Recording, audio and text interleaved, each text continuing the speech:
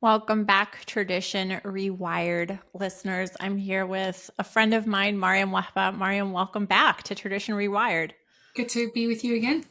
Well, I'm very grateful that you are my go-to person for all things going on in the Coptic and the Egyptian world. And this past May, when I heard about this situation with St. Catherine's Monastery in Sinai, the world's oldest monastery, I was really worried. And you just recently published an update, Egypt's war against the world's oldest Christian monastery. So, Mariam, would you tell us a little bit about why this monastery is so important for every Christian, for the world's Christians, and what this new court ruling about kind of nationalizing the monastery means for us? Absolutely. So I'll actually take us back to May when we were texting about this initially, and I remember seeing all the headlines about the monastery, and some of them were alarmist, some of them were attempting to understand what's going on, and I remember getting a text from you saying, like, what's happening here? What's Because really there was happening? so much. There were several attempts to understand what was happening, but really there was no clarity at the moment. And I remember telling you, it's too early to call it. Although the court ruling had happened, we had really not dug into Egypt's reaction, and more importantly, the international reaction, and particular within the international reaction, the Greek government's reaction. And there I'll begin telling the story of this monastery.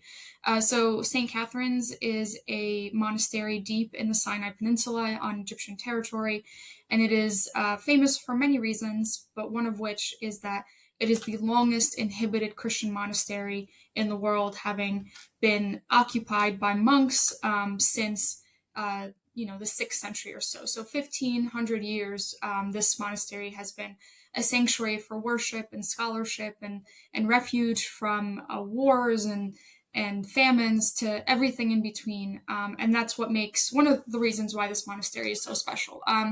Another thing I learned in the process of doing my research to write this free press article is this monastery also has the longest continuous manuscript collection, and it rivals any of that of the Vatican's even, because even though the Vatican's is technically larger, it's not as continuous as St. Catherine's manuscript collection.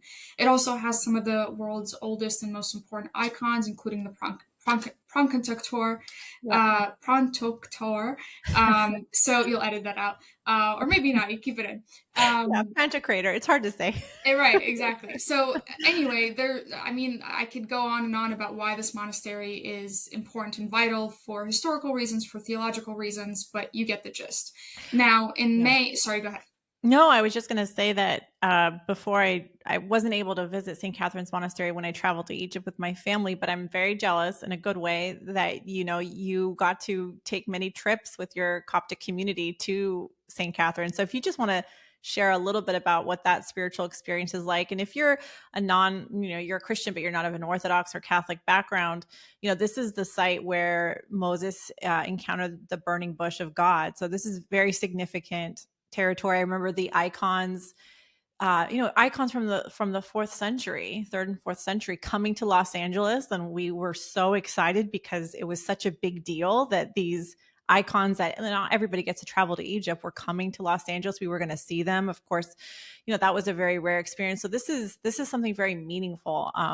In the life of the worldwide church. Also, I love Saint Catherine of Alexandria. She's a great saint. So Absolutely. I mean, and I discuss some of that theological importance and history in the beginning of the article, where I say, across the three Abrahamic faiths, this is where Moses saw allegedly the burning bush, and then received the Ten Commandments at the foot of the Sinai right. Mountains, where St. Catherine's is located. So there really is a lot of historical importance to this. And again, in doing my research for the free press article, I found myself on the St. Catherine's Monastery's official website, and it's Awesome. it's a monastery's website, so it's not the most updated thing, but they do have amazing resources and kind of nuggets of the manuscripts that um, detail some of the really important points in history in which the monastery was pivotal and important. And they talk about the Prophet Muhammad, and he sent a mission or something like that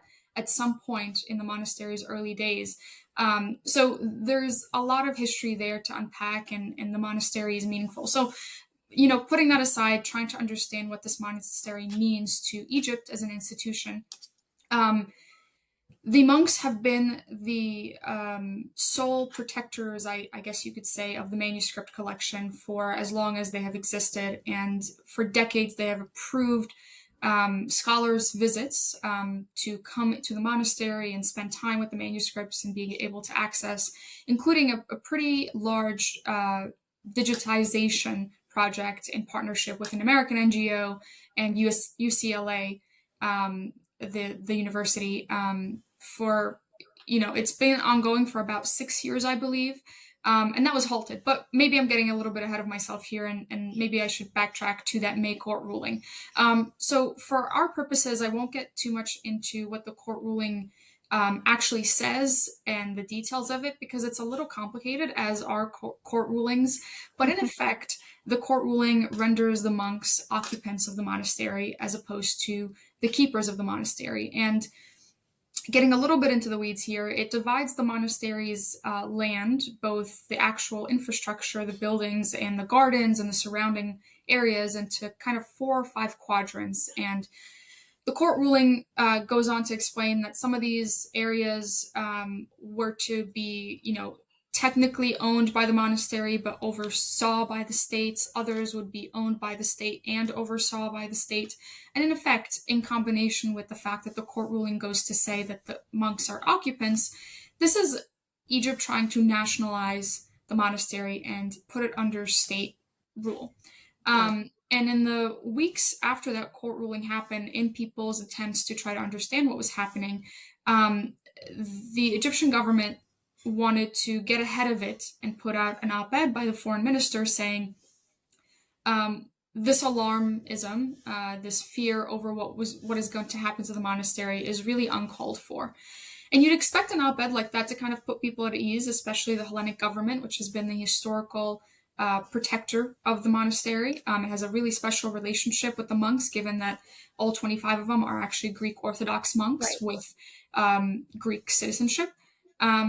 And instead, the op-ed kind of says something to the effect of the religious protocols of the monastery will not be disturbed, meaning prayer can go on, the monks can stay on the monastery and practice as they wish, which is not really the point, right? And I Right. explain this in the free press piece, is that that's hardly the point. I mean, letting the monks pray on the piece of land that they have kept for 1500 years, woohoo, like really we're going to throw a party and celebrate over that. And what's at stake is really the monastery's autonomy, being Yeah. able to grant access to the scholars it deems fit to come study and see the manuscripts, being able to be in contact and collaborate with American and other foreign institutions that wish to have access to the monastery in the way that the monks see fit.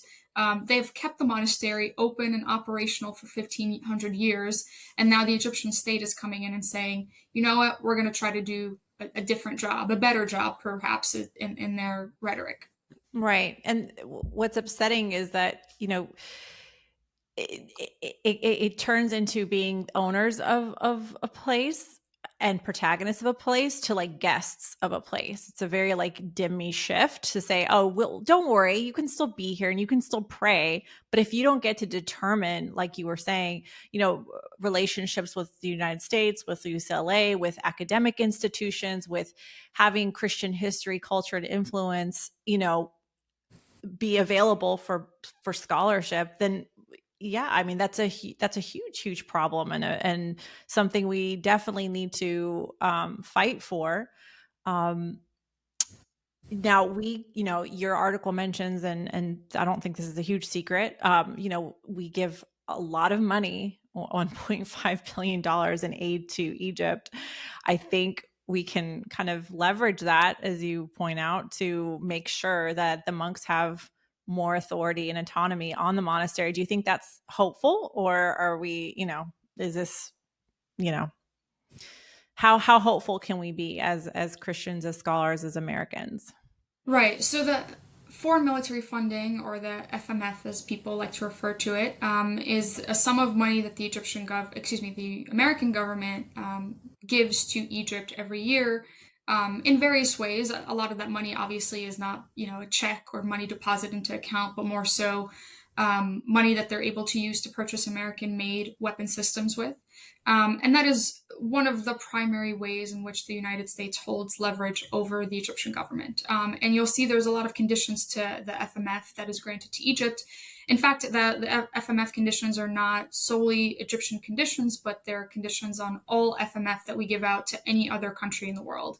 Okay. And amongst those conditions are human rights conditions. The United States does not give money or weapon systems to countries that violate human rights laws, and at least should be moving in a direction where they are reforming their institutions, their laws, their doctrines in a way that reflects American U.S. foreign policy interests. And especially under Secretary Rubio, those conditions have come to light because the United States is posturing itself in a way that puts American interests first. And if we were to give Egypt, or rather any country in the world, money, they need to abide by the conditions that are really codified law. They're not suggestions, they're in law, that for us to be able to give FMF to Egypt, they have to follow these conditions. Am I hopeful that leverage will be used vis-a-vis the MFF? It's a difficult question because I honestly don't know that we need to go that far. And obviously, my article calls for us, for the United States, to use FMF as leverage.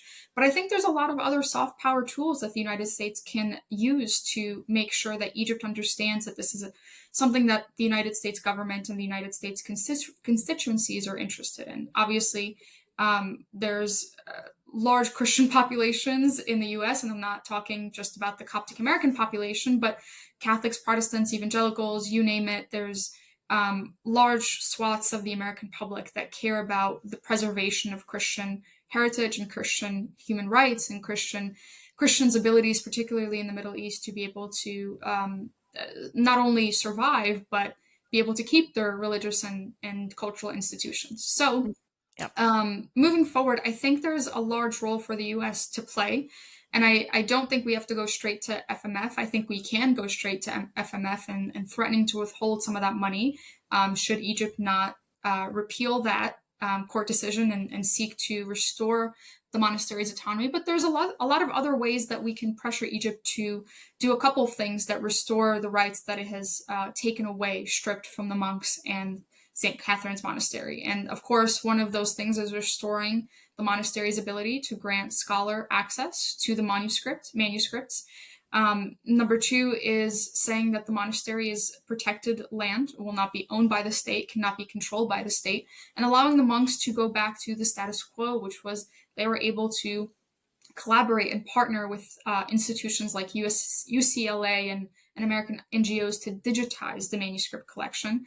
And of course, the more dramatic way to approach this is demand that the monks all be granted Egyptian citizenship. Mm-hmm. Only the archbishop is granted Egyptian citizenship, and of course, once you're a citizen of Egypt, you have different rights than if you were a Right. visitor on a visa like these 24 or so monks are.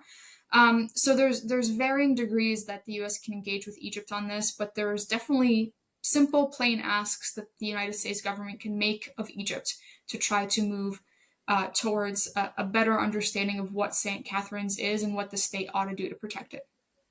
And I'm curious to see how hard the Greek government fights along with hopefully the United States on this, because your article mentioned that scholarship and has halted as of now. So, that's very disappointing, especially for the scholars who were hoping to go to Egypt and to continue with their studies. To not have access is a really big deal. So, well, I think it always makes me smile that a place where monks have prayed and worshipped for centuries is named after a wonderful female saint, Saint Catherine. And I think I pray as a believing Christian that she will protect her monastery and her monks and her scholars, because she's also the patron of theologians, and particularly female theologians. So I'm hopeful, but I tend to be that way anyway, Mariam. But when I found out the news this summer, and I messaged you, I was so devastated because it's such an important piece of our heritage. So, well, thanks for all the work that you do bringing light to all these issues. If you want to check out Mariam's work, I will link the article. She's an analyst at FDD and you're just great, Mariam. So thank you. Thanks for having me.